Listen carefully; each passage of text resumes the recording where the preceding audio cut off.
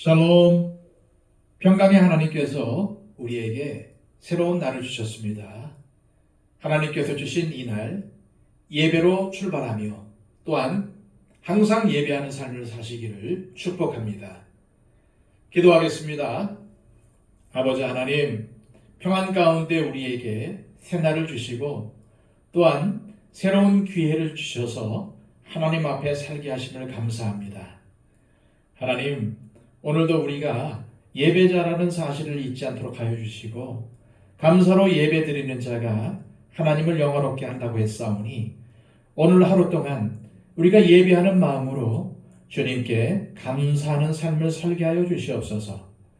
또한 순종과 믿음의 삶을 살기를 원합니다. 오늘도 하나님을 기쁘시게 하는 삶을 살기를 원합니다. 우리를 믿음 가운데 붙잡아 주시고 하나님께서 허락하시는 아름다운 믿음의 길을 걸어갈 수 있도록 인도하여 주옵소서. 예수 그리스도의 이름으로 기도하옵나이다. 아멘. 다 함께 찬송가 393장 찬양 드립니다.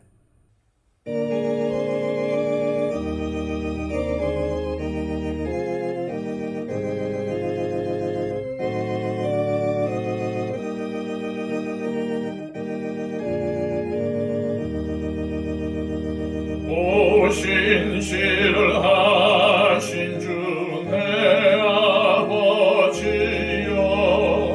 늘 함께 계시니 두려움 없네. 그 사랑 편찮고 날 지키시며 어제나 오늘이 한결같네. 신실하신 주, 오 신실하신 주, 날마다 자비를 베푸시며 일용할 모든 것 내려주시니 오 신실하신 주, 나의 구주.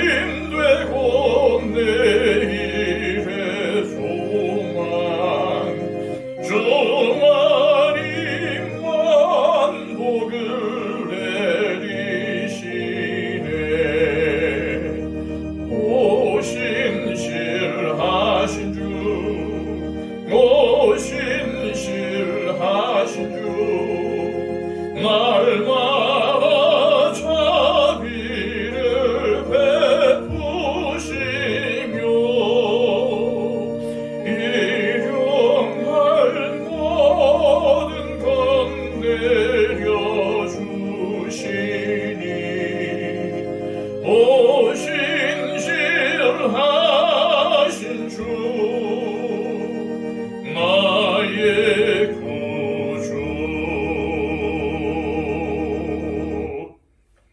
이 시간 우리에게 주시는 하나님의 복된 말씀은 신약성경 히브리서 11장 20절 말씀입니다.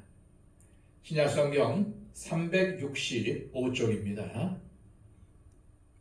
믿음으로 이삭은 장차 있을 일에 대하여 야곱과 에서에게 축복하였으며. 아멘. 오늘도 어제에 이어서 이삭의 믿음을 계속 묵상하고자 합니다. 지난 시간 우리는 잔잔하지만 온유한 성품으로 세상 사람들에게 하나님을 나타내 보였던 이삭의 삶을 묵상했습니다. 그런데 히브리서 기록자는 이러한 사건들보다는 오히려 이삭이 야곱과 에서를 축복하는 장면을 주목하고 있습니다. 이삭의 믿음의 절정은 바로 야곱과 에서를 축복한 것에 있다는 것입니다. 성경을 통해 우리가 아는 야곱과 에서의 축복 장면은 야곱이 어머니 리브가와 공모해서 아버지를 속이고 에서도 속이면서 장자의 축복을 가로챘다는 것입니다.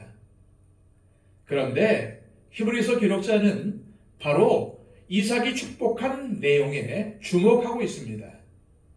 이 축복의 내용에 이삭의 믿음이 담겨져 있다는 것입니다. 그것 때문에 이삭을 믿음의 사람으로 꼽는다는 것이죠. 20절입니다. 믿음으로 이삭은 장차 있을 일에 대하여 야곱과 에서에게 축복하였으며. 이삭의 믿음이 대단한 것은 장차 있을 일에 대하여 야곱과 에서에게 축복했다는 것입니다. 특히 28장에는 정식으로 야곱에게 축복하는 장면이 기록이 되어 있습니다. 창세기 28장 3절입니다. 전능하신 하나님이 네게 복을 주시어 네가 생육하고 번성하게 하여 네가 여러 민족을 이루게 하시고. 그런데 이 축복의 내용은 27장에서 야곱이 에서라고 속이고 이삭에게 축복받을 때와 내용이 판이합니다. 창세기 27장 28, 29절입니다. 하나님은 하늘의 이슬과 땅의 기름짐이며 풍성한 곡식과 포도주를 네게 주시기를 원하노라. 만인이 너를 섬기고 열국이 네게 굴복하리니 네가 형제들의 주가 되고 네 어머니의 아들들이 네게 굴복하며 너를 저주하는 자는 저주를 받고 너를 축복하는 자는 복을 받기를 원하노라. 사실 이삭과 리브가 부부는 오랜 기간 임신하지 못했습니다. 그래서 리브가는 하나님께 기도했고 하나님께서 쌍둥이를 임신하게 하셨습니다. 그런데 리브가의 태중에서 쌍둥이가 서로 싸우는 것입니다. 그래서 리브가가 하나님께 묻습니다. 그랬더니 하나님은 두 민족이 나뉠 것이라고 하시면서 큰 자가 어린 자를 섬길 것이라고 말씀하셨습니다. 하지만 이삭은 야곱보다는 에서를 더 좋아했습니다. 사실은 에서가 사냥하여 요리해오는 별미를 즐겼던 것입니다. 분명히 하나님께서 큰 자가 어린 자를 섬길 것이라고 하셨음에도 이삭은 야곱보다는 에서를 더 사랑했던 것입니다. 따라서 27장에서 이삭이 야곱이 에서인 줄 알고 한 축복은 하나님의 언약에 근거한 축복이 아니라 인간적인 축복, 즉 이삭의 에서를 향한 편애가 그대로 드러나는 연약함의 순간이라는 것입니다. 야곱이 에서인 척하고 아버지에게 축복을 받은 후에 진짜 에서가 사냥한 고기를 가지고 축복을 받으러 왔을 때 이삭의 반응을 보십시오. 창세기 27장 33절입니다. 이삭이 심히 크게 떨며 이르되 그러면 사냥한 고기를 내게 가져온 자가 누구냐? 네가 오기 전에 내가 다 먹고 그를 위하여 축복하였은즉 그가 반드시 복을 받을 것이니라. 여기서 우리는 이삭이 축복을 대하는 태도를 볼 수 있습니다. 이삭은 하나님의 이름으로 축복한 것이 그대로 이루어질 것이라는 믿음을 가지고 있습니다. 그런데 이삭의 뜻대로 되지는 않았습니다. 오히려 하나님의 뜻대로 야곱이 축복을 받은 것입니다. 영국의 복음주의 설교가인 아더 핑크는 이 순간을 이삭의 깨어짐의 순간이라고 말합니다. 하지만 이런 깨어짐은 이삭이 평생을 믿음 안에서 살아왔기 때문에 가능했던 것입니다. 사실 이 깨어짐은 에서를 편애하는 이삭의 인간적인 생각이 깨어진 것입니다. 그래서 하나님께서 큰 자가 작은 자를 섬기겠다고 하신 말씀의 뜻이 마음으로 깨달아졌다는 의미입니다. 그래서 28장에서 다시 야곱을 축복하는데 그 축복의 내용은 첫째, 생육하고 번성하여 여러 족속을 이루라는 것입니다. 이 축복은 창세기 26장에서 하나님께서 이미 이삭에게 주셨던 축복입니다. 또한 하나님께서 그의 아버지인 아브라함에게 했던 축복이기도 합니다. 그런데 이삭은 이 육신적인 편애와 편견이 깨어지는 순간 다시금 하나님의 약속에 대한 소망을 붙잡게 된 것입니다. 인간적인 생각 때문에 잊고 있었던 하나님의 약속이 마치 번개가 번뜩이듯 생각이 난 것입니다. 다시 말해 인간적인 생각으로 에서를 축복하려고 했지만 야곱이 축복을 받게 되었을 때 이삭은 하나님께서 이루어 가시는 구원 역사에 대해서 완전한 믿음을 갖게 되었다는 의미입니다. 그런 의미에서 믿음은 죽을 때까지 철드는 것입니다. 두 번째는 땅에 관한 것입니다. 창세기 28장 4절입니다. 아브라함에게 허락하신 복을 네게 주시되 너와 함께 네 자손에게도 주사 하나님이 아브라함에게 주신 땅 곧 네가 거류하는 땅을 네가 차지하게 하시기를 원하노라.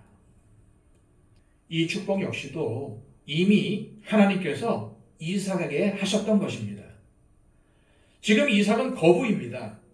하지만 그렇다고 해서 가나안 땅이 그들의 땅이 될 가능성은 1%도 보이지 않던 시점이었습니다. 그런데도 이삭은 믿음의 눈으로 장래를 바라보며 야곱을 진심으로 축복했던 것입니다. 이것은 중요한 것입니다.